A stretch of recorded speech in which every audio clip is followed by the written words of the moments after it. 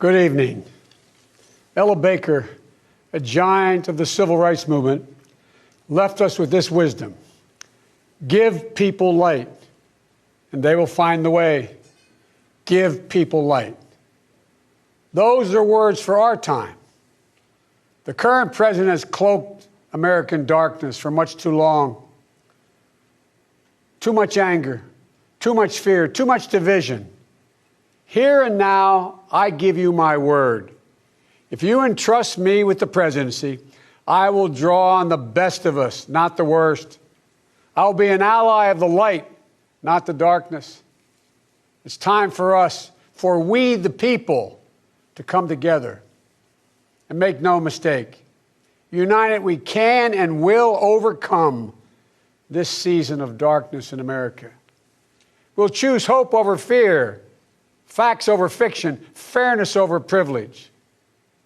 I'm a proud Democrat, and I'll be proud to carry the banner of our party into the general election. So it's with great honor and humility I accept this nomination for President of the United States of America. But while I'll be a Democratic candidate, I will be an American president. I'll work hard for those who didn't support me, as hard for them as I did for those who did vote for me. That's the job of a president, to represent all of us, not just our base or our party. This is not a partisan moment. This must be an American moment.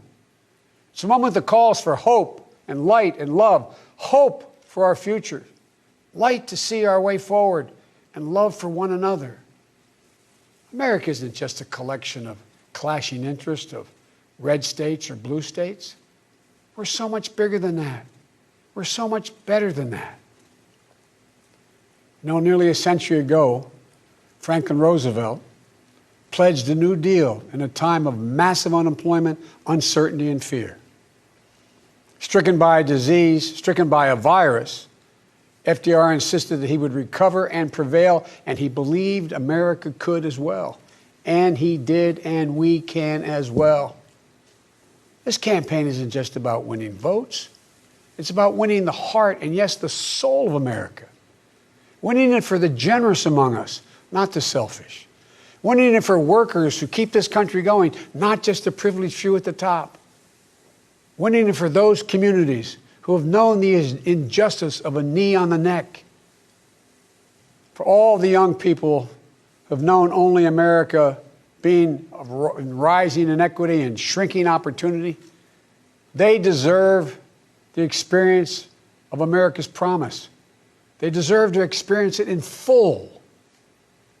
You know, no generation ever knows what history will ask of it. All we can ever know is whether we're ready when that moment arrives. And now history has delivered us to one of the most difficult moments America's ever faced. Four historic crises, all at the same time. A perfect storm. The worst pandemic in over 100 years. The worst economic crisis since the Great Depression. The most compelling call for racial justice since the 60s. And the undeniable realities and just the accelerating threats of climate change. So the question for us is simple. Are we ready? I believe we are. We must be. You know, all elections are important. But we know in our bones this one is more consequential. As many have said, America is at an inflection point. A time of real peril, but also of extraordinary possibilities. We can choose a path of becoming angrier, less hopeful, more divided, a path of shadow and suspicion, or we can choose a different path and together take this chance to heal, to reform, to unite, a path of hope and light. This is a life-changing election. This will determine what America is going to look like for a long, long time. Character is on the ballot. Compassion is on the ballot. Decency, science, democracy, they're all on the ballot. Who we are as a nation, what we stand for, and most importantly, who we want to be, that's all on the ballot. And the choice could not be more clear. No rhetoric is needed. Just judge this president on the facts. 5 million Americans infected by COVID-19. More than 170,000 Americans have died. By far the worst performance of any nation on earth. More than 50 million people have filed for unemployment this year. More than 10 million people are going to lose their health insurance this year. Nearly 1 in 6 small businesses have closed this year. And this president, if he's reelected, you know what will happen. Cases and deaths will remain far too high. More mom and pop businesses will close their doors, and this time for good. Working families will struggle to get by. And yet the wealthiest 1% will get tens of billions of dollars in new tax breaks. And the assault on the Affordable Care Act will continue until it's destroyed, taking insurance away from more than 20 million people, including more than 15 million people on Medicaid, and getting rid of the protections that President Obama worked so hard to get passed for people who have 100 million more people who have pre-existing conditions. And speaking of President Obama, a man I was honored to serve alongside for 8 years as vice president, let me take this moment to say something we don't say nearly enough. Thank you, Mr. President. You were a great president, a president our children could and did look up to. No one's going to say that about the current occupant of the White House. What we know about this president is if he's given 4 more years, he'll be what he's been for the last 4 years. A president who takes no responsibility, refuses to lead, blames others, cozies up to dictators, and fans the flames of hate and division. He'll wake up every day believing the job is all about him, never about you. Is that the American you want for you, your family, your children? I see a different America, one that's generous and strong, selfless and humble. It's an America we can rebuild together. As president, the first step I will take will be to get control of the virus that has ruined so many lives. Because I understand something this president hasn't from the beginning. We will never get our economy back on track. We will never get our kids safely back in schools. We'll never have our lives back until we deal with this virus. The tragedy of where we are today is it didn't have to be this bad. Just look around. It's not this bad in Canada or Europe or Japan or almost anywhere else in the world. And the president keeps telling us the virus is going to disappear. He keeps waiting for a miracle. Well, I have news for him. No miracle is coming. We lead the world in confirmed cases. We lead the world in deaths. Our economy is in tatters with Black, Latino, Asian American, Native American communities bearing the brunt of it. And after all this time, the president still does not have a plan. Well, I do. If I'm your president, on day 1, we'll implement the national strategy I've been laying out since March. We'll develop and deploy rapid tests with results available immediately. We'll make the medical supplies and protective equipment that our country needs. And we'll make them here in America, so we will never again be at the mercy of China or other foreign countries in order to protect our own people. We'll make sure our schools have the resources they need to be open, safe, and effective. We'll put politics aside. We'll take the muzzle off our experts so the public gets the information they need and deserve. Honest, unvarnished truth. They can handle it. We'll have a national mandate to wear masks, not as a burden, but as a patriotic duty to protect one another. In short, we'll do what we should have done from the very beginning. Our current president has failed in his most basic duty to the nation. He's failed to protect us. He's failed to protect America. And my fellow Americans, that is unforgivable. As president, I'll make you a promise. I'll protect America. I will defend us from every attack. seen and unseen, always, without exception, every time.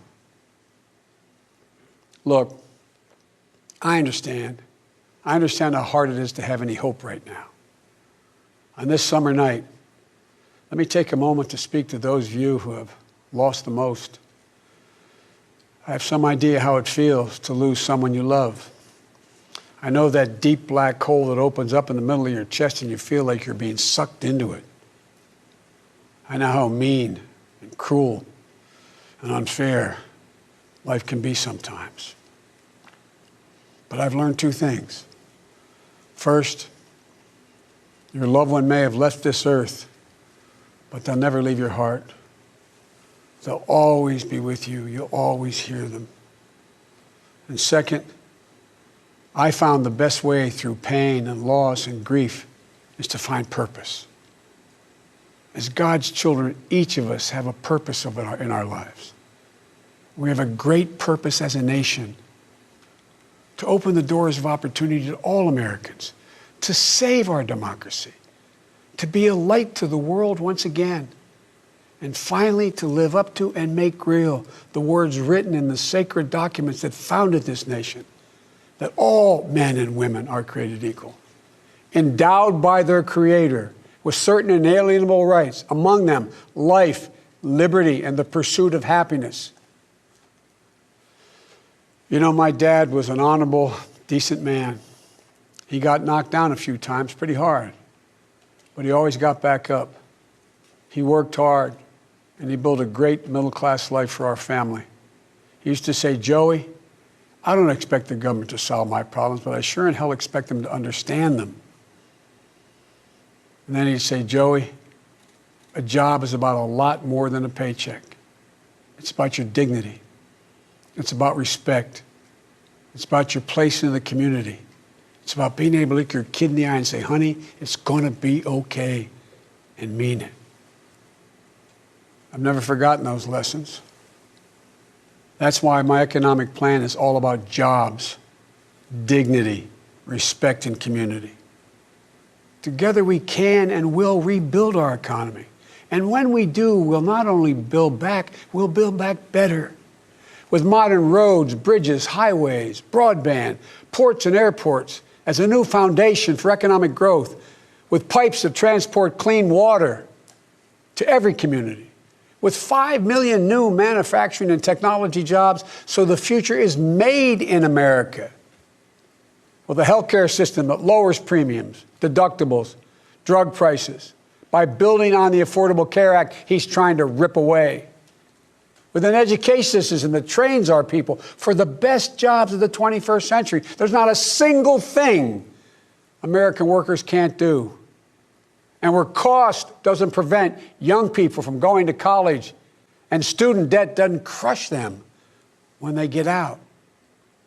With a child care and elder care system that makes it possible for parents to go to work and for the elderly to stay in their homes with dignity. With an immigration system that powers our economy and reflects our values. And with newly empowered labor unions. They're the ones that built the middle class. With equal pay for women, with rising wages you can raise a child on, a family on. And yes, we're going to do more than praise our essential workers. We're finally going to pay them. Pay them. We can and we will deal with climate change. It's not only a crisis, it's an enormous opportunity. An opportunity for America to lead the world in clean energy and create millions of new, good-paying jobs in the process.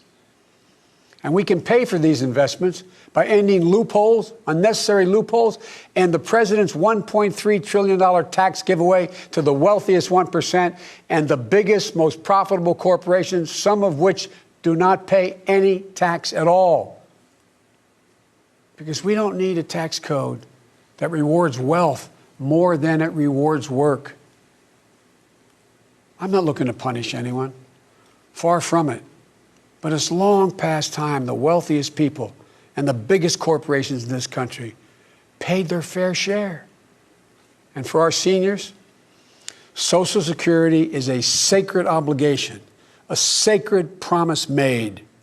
They paid for. The current president is threatening to break that promise. He's proposing to eliminate a tax that pays for almost half the Social Security without any way of making up for that lost revenue, resulting in cuts. I will not let that happen. If I'm your president, we're going to protect Social Security and Medicare. You have my word. One of the most powerful voices we hear in the country today is from our young people. They're speaking to the inequity and injustice that has grown up in America. Economic injustice, racial injustice, environmental injustice. I hear their voices. If you listen, you can hear them too. And whether it's the existential threat posed by climate change, the daily fear of being gunned down in school, or the inability to get started in your first job, it will be the work of the next president to restore the promise of America to everyone. And I'm not going to have to do it alone, because I'll have a great vice president at my side. Senator Kamala Harris. She's a powerful voice for this nation. Her story is the American story. She knows about all the obstacles thrown in the way of so many in our country. Women, black Americans, South Asian Americans, immigrants, the left out and the left behind. But she's overcome every obstacle she's ever faced. No one's been tougher on the big banks and the gun lobby. No one's been tougher in calling out the current administration for its extremism, its failure to follow the law, its failure to simply tell the truth. Kamala and I both draw from our families. That's where we get our strength. For Kamala, it's Doug and their families. For me, it's Jill and ours. I've said many times, no man deserves one great love in his life, let alone two. But I've known two. After losing my first wife in that car accident, Jill came into my life. She put our family back together. She's an educator, a mom, a military mom, and an unstoppable force. If she puts her mind to it, just get out of the way. She's going to get it done. She was a great second lady, and I know she'll make a great first lady for this nation. She loves this country so much. And I'll always have the strength that can only come from family. Hunter, Ashley, all our grandchildren, my brothers, my sister, they give me courage. They lift me up. While he's no longer with us, Bo inspires me every day. Bo served our nation in uniform. A year in Iraq, a decorated Iraqi war veteran. So I take very personally the profound responsibility of serving as Commander-in-Chief.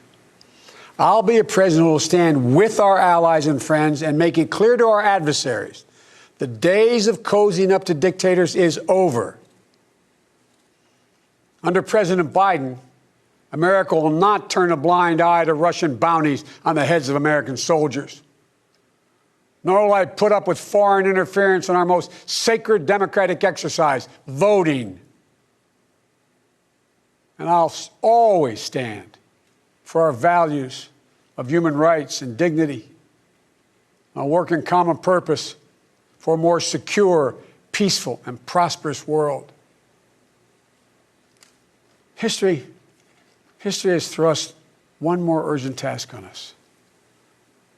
Will we be the generation that finally wipes out the stain of racism from our national character? I believe we're up to it. I believe we're ready. Just a week ago yesterday was the third anniversary of the events in Charlottesville. Close your eyes. Remember what you saw on television. Remember seeing those neo-Nazis and Klansmen and white supremacists coming out of fields with lighted torches, veins bulging, spewing the same anti-Semitic bile heard across Europe in the 30s.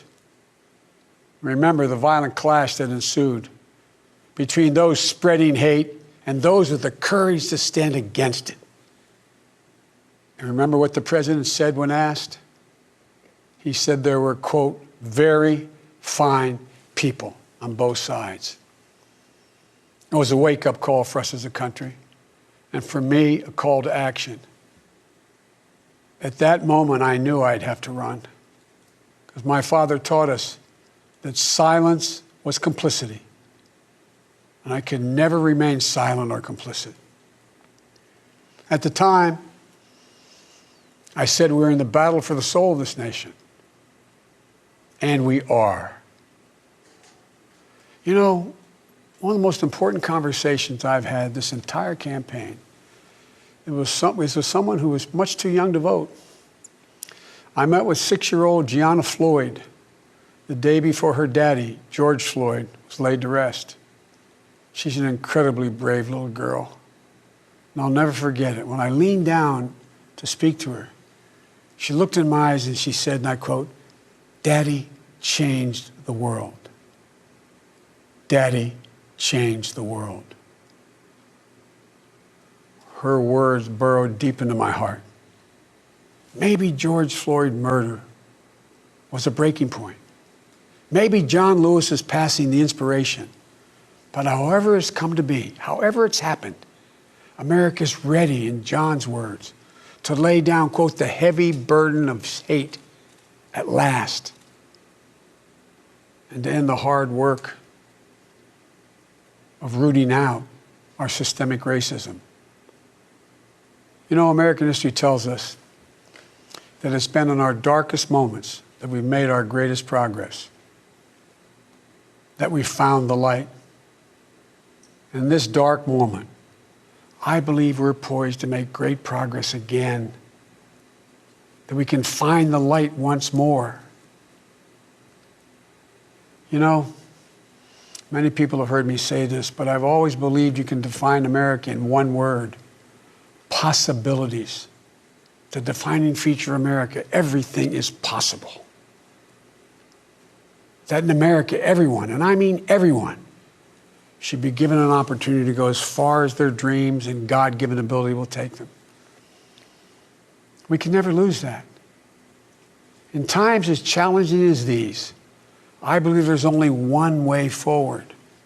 As a united America, united in our pursuit of a more perfect union, united in our dreams of a better future for us and for our children, united in our determination to make the coming years bright.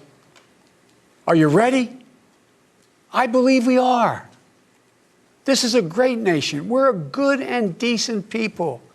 For the Lord's sake, this is the United States of America.